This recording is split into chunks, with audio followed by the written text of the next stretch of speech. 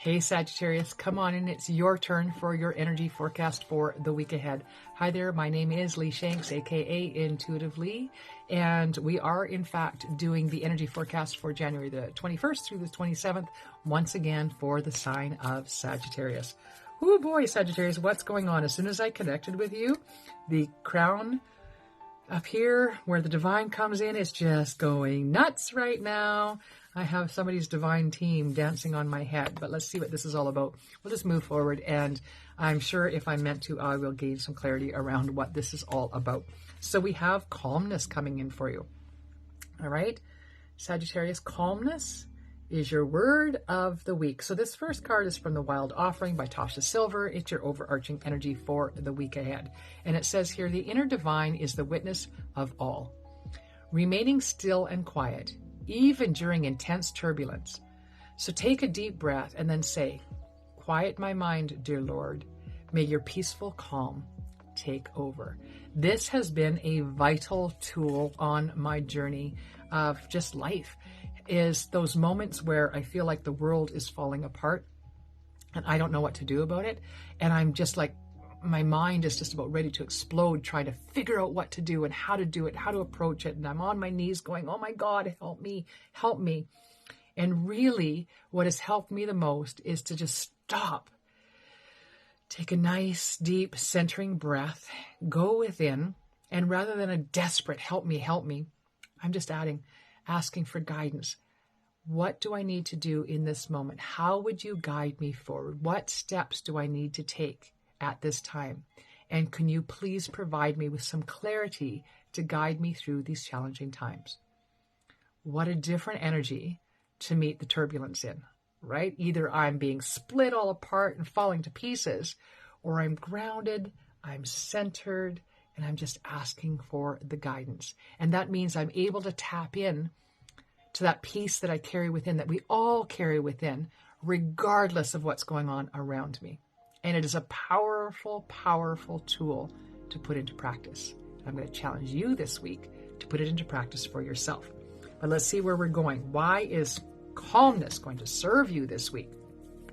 All right, breaking it down now by using the energy oracle, I'm going to pull 3 more cards and it'll break down your week just a little bit further. All right, so your first card is all about your 5th chakra. This has been coming up a lot in this week's readings, people speaking their truth, which means that maybe your truth is, I'm just going to be over here standing in the corner getting quiet and peaceful, and I'm not going to engage with you at this time because nothing I can do at this time is going to further or help this situation. This turbulence that's going on around me is not going to be helped or move forward by me engaging in it. So this is me speaking my truth, saying, I just need to extricate myself for a moment, go within, tap into that peace within, and be guided through the moments, right? Speak your truth through whatever's going on and whatever that means to you. And maybe your truth is, I'm not going to deal with this anymore. I'm putting boundaries in place, saying that you're stepping on my toes. You are asking me to dim my light. You're asking me to do something I don't want to do. You're expecting things of me I shouldn't have to be expected to do, say, be. And I'm drawing that boundary. Maybe that's your truth this week. Whatever your truth is, you're to stand in it and speak it. All right. Where are we going? Toward the middle of the week for you, we have the thinking woman. That's that nice, calm, divine space within where we allow ourselves to understand that divine feminine, whatever it means for us. And I do get to the point where sometimes I think divine feminine, divine masculine is being very, very overused, but that's another topic for another day.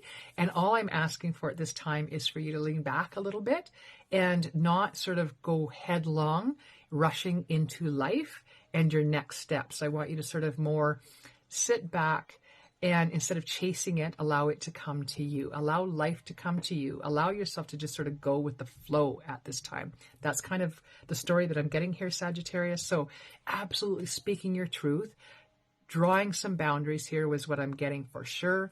And meeting it all in that calm state of being, because you've tapped into that deep inner peace and you're standing in your truth and you're speaking your truth. And from there, you're going to be contemplating Now, how would I like to change my world? How would I like to make this calmness, this peaceful center that I found within me, a part of my daily routine, despite or in spite of what's going on in my outer world, despite how much turbulence there may be out there? How am I going to invite this calmness in on a regular basis so that I meet life from here instead of sitting out there in the middle of the storm trying to figure out where land is, right? We start from here. That land is inside. And from that place, we use our lighthouse, right? That lighthouse that tells you where the rocky shores are and where open ocean is. We're going to use that inner guidance, that lighthouse, to guide us forward. And nobody is going to tell us that we cannot shine our light brightly. Of course we can. That's how we're getting our guidance, right? All right. What is your third and final card here? For this week, Sagittarius, we have you taking action. What a beautiful place to take action from. I want you to imagine this. Okay, I just got to point out a couple of things. First of all, horses are always meaning, if I'm looking at oracle cards, horses are freedom. Freedom, freedom, freedom. And I think most people that read oracle, quite often you will find that horses mean the same thing, freedom. Okay, so I love that there's freedom coming in for you. I love the fact that it's black and white, showing the yin, the yang, the balance here. This is important, right? Is that balance at this time. And for what I'm getting here with the action is, imagine if you are, blindfolded, you're hurt, you're wounded, you're twisted, you're warped, you're whatever, and you're trying to take action from that place. It's not going to be clear. It's not going to be straight. It's not going to be heartfelt. It's not going to be honest and authentic, right? But when you can reach inside, come out of that turbulence around you, reach inside, touch that little land space of yours, that peaceful island that you carry within, and plant your feet firmly there. From that place, you plan to take action. Can you understand why that would look so very differently, those outcomes? I hope you can, because that's what you're being asked to do this week.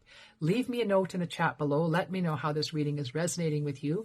Please do hit your like, share, and subscribe as we climb ever higher toward that 1,000 subscribers, which allows me to open up and do more for you.